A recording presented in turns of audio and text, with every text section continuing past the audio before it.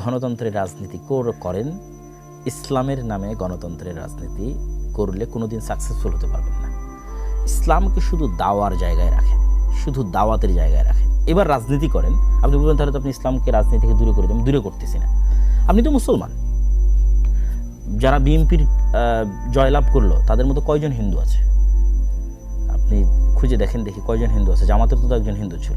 তাহলে বিএনপির যতজন বিজয় লাভ করলো তাদের 99% মুসলমান। শুধু কি মুসলমান, আমি এমনকে চিনি যারা 5 ওয়াক্ত সালাত আদায় করে, 5 ওয়াক্ত সালাত জামাতের সাথে আদায় করে, অন্য মানে গণতন্ত্র বাদে অন্য আর সকল বিষয়ে সর্বোচ্চ বিশুদ্ধ আকীদা লালন করে।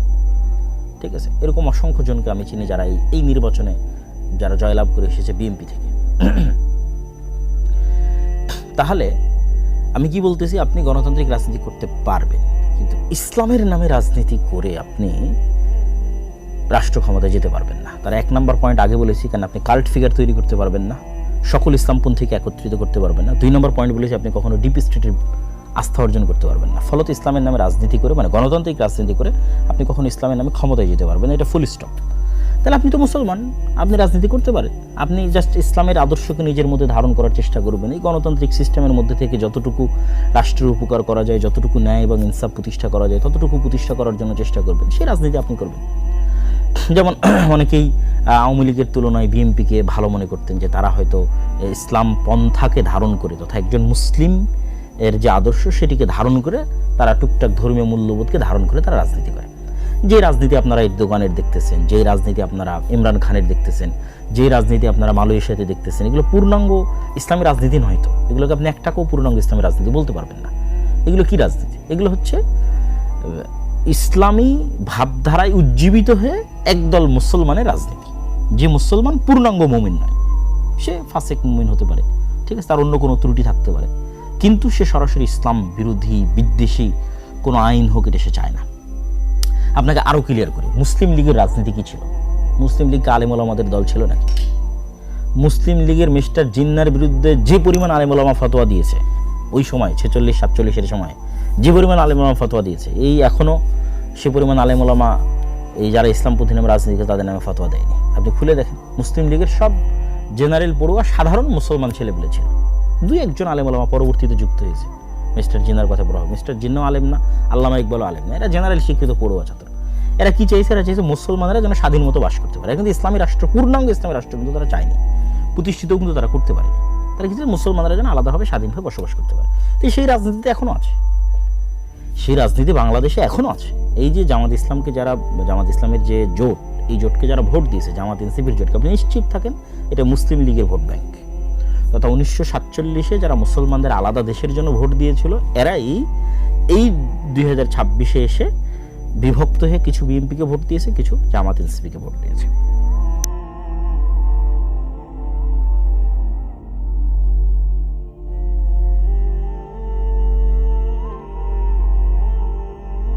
ইসলামের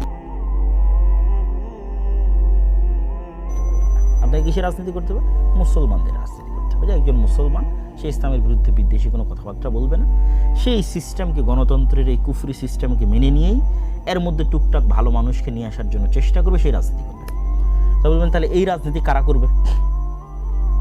দেখেন, আমি যে তত্ত্বের কথা বলতেছি, এই তত্ত্ব যে সঠিক তত্ত্ব তার প্রমাণ ভারতই আছে। ভারতের RSS, শিবসেনা, বাজরাং দল, ঠিক আছে, এরা কিন্তু নিজেরা যেহেতু কট্টর উগ্র হিন্দুত্ববাদী বিশ্বাসী, ফলত তারা জানে যে কট্টর উগ্র হিন্দুত্ববাদ দিয়ে মানুষের ভোট নিয়ে তারা বিজয় অর্জন করে ক্ষমতায় আসতে পারবে না। তখন RSS, শিবসেনা, বাজরাং তারা কি করেছে? তারা তাদের মডারেট হিন্দুদের দিয়ে আরেকটা নতুন রাজনৈতিক দল তৈরি করেছে, তার নাম বিজেপি। বিজেপি একটা রাজনৈতিক দল, এইটা সরাসরি উগ্র হিন্দুত্ববাদ তার মেইন মতাদর্শের মধ্যে আছে লিখিতভাবে, এরকম নয়, বরং তারা RSS কর্তৃক নিয়ন্ত্রিত হয়। RSS কট্টর উগ্রবাদ, তারা বাজরাং দল, শিবসেনা কর্তৃক নিয়ন্ত্রিত, তারা কট্টর উগ্রবাদ। কিন্তু বিজেপি তারা সাধারণ হিন্দু, খুব যে হিন্দু ধর্মকে খুব ভালোভাবে মেনে চলে, খুব আল্লাহ মানে তাদের হিন্দু ধর্মের দিক থেকে খুব হিন্দু ধর্ম মেনে চলে, এরকম কিন্তু সতী সাধু এরকম কিন্তু নয়, ঠিক আছে। তো সেক্ষেত্রে এই যে জামাত ইসলাম সহ আর যারা ইসলামের নামে রাজনীতি করতেছে, সেটা ইসলামী আন্দোলন বাংলাদেশের চরমনাই হোক, সেইটা জমিয়তে কি যেন ওলামা ইসলাম একটা আছে, আর অনেক ইসলামের নামে যারা রাজনীতি করতেছে বাংলাদেশে, তাদের সকলের উচিত হবে তারা এরকম সাধারণ জেনারেল শিক্ষিত মুসলমান সন্তানদের দিয়ে একটা রাজনৈতিক দল তৈরি করবে। যেই কাজটা বিএনপি তাদেরকে অতীতে করে দিত, তারা যদি মনে করে যে এখন বিএনপি ছাড়াও তাদের এরকম একটা রাজনৈতিক দলের দরকার আছে, তাহলে এরকম একটা তারা সাধারণ মুসলমানদের এরকম একটা রাজনৈতিক দল তৈরি করবে, যেমন এনসিপি হতে পারে সেই রাজনৈতিক দল, যারা সরাসরি ইসলামী রাষ্ট্র প্রতিষ্ঠার রাজনীতি করবে না, কিন্তু এই দেশের মুসলমানদের, স্বাভাবিক মুসলমানদের যে অধিকার রক্ষার কথা সেটা করবে, যেমন ওসমান হাদি করত, যেমন আমাদের জুলাইয়ের যে ছেলেমেয়েরা তারা করতেছে। এই ধরনের ছেলে মেয়েদেরকে যদি আপনি এগিয়ে দেন, তাহলে এরা হচ্ছে একটা কাল্ট ফিগারও তৈরি করতে পারবে। কেন? যেহেতু সে সরাসরি ইসলামী নয়, ফলত এখানে ফতোয়া ফারাইজ আসবে না, মাসলাক আসবে না, মতবাদ আসবে না, আদর্শ আসবে না, শিরক বেদাত আসবে না, মানে এইগুলো নিয়ে মুসলমানদের ইসলামী দলগুলোর মধ্যে যে গণ্ডগোল সেগুলো আসবে না। তাহলে কাল্ট ফিগার একটা তৈরি করতে পারবে।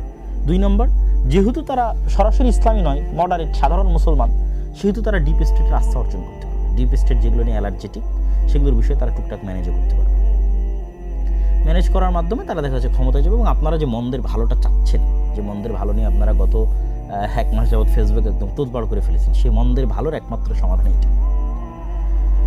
সেক্ষেত্রে যত ইসলামের নামে গণতান্ত্রিক রাজনীতি দল আছে, এদের সবকে তাদের রাজনীতি অফ করে দিয়ে দাওয়াতি কাজ করতে হবে। তারা দাওয়াতি ফিল্ড তৈরি করবে, সন্তান তৈরি করবে, প্রজন্ম তৈরি করবে।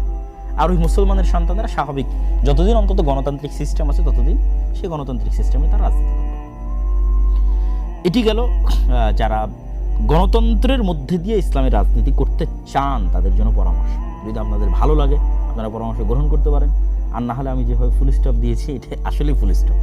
দেখেন, এই নির্বাচনেও জামাত ইসলাম কিন্তু চেষ্টা করেছে তার ইসলামী রাজনীতির খোলস থেকে বের হয়ে আসার, এটা ছাড়া তার কোনো উপায় ছিল না। মন্দিরে গেছে, তারপরে কত রকমের বক্তব্য, মূর্তি পূজার সাথে রোজার তুলনা, মানে একটা সেকুলার দলের মধ্যে যা যা অনুষঙ্গ থাকে তার সব কিছুই কিন্তু জামাত ইসলাম তার নিজের মধ্যে নিয়ে আসার জন্য কী করেছে, চেষ্টা করেছে। তাহলে কেন চেষ্টা করতেছে? সেটা অবশ্যই ডিপ স্টেটের আস্থা অর্জন করার জন্য, অবশ্যই সাধারণ জেনারেল শিক্ষিত মুসলমানদের আস্থা অর্জন করার জন্য। তাহলে আর ইসলামী দল রাখার কী দরকার? এই কথাটাই আমি বলতেছি যে এই কাজগুলো যখন আপনি ইসলামের নামে করবেন, তখন সেখানে ইসলামও কলুষিত হয়।